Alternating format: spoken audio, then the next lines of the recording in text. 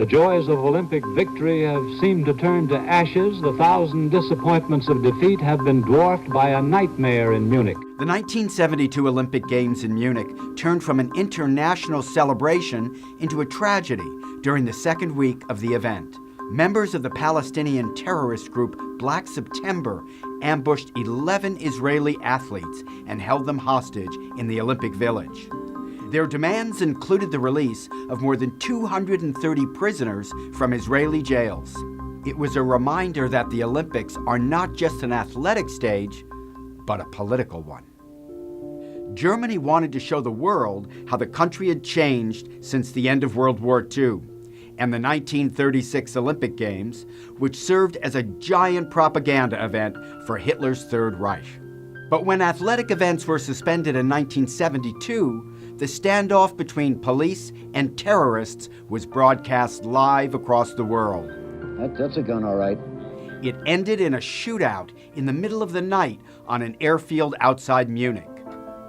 11 Israelis, 5 Palestinians, and 1 German police officer died before the games continued.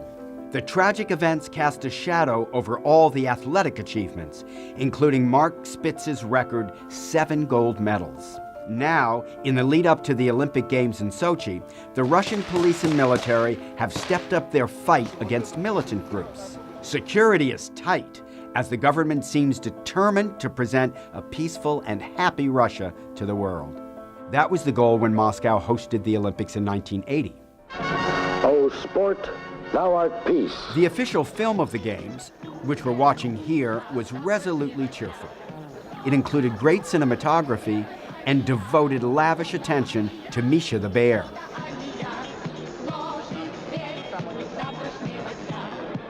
But it didn't spend a lot of time on the fact that more than 50 nations boycotted those Olympic Games over the Soviet war in Afghanistan.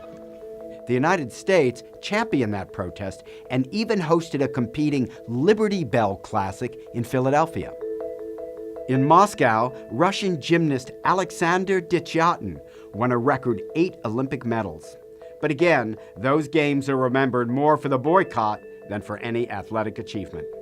This year, it's President Obama who is taking a political stand at the Olympics. He will not attend the Games in Sochi, but is sending a delegation.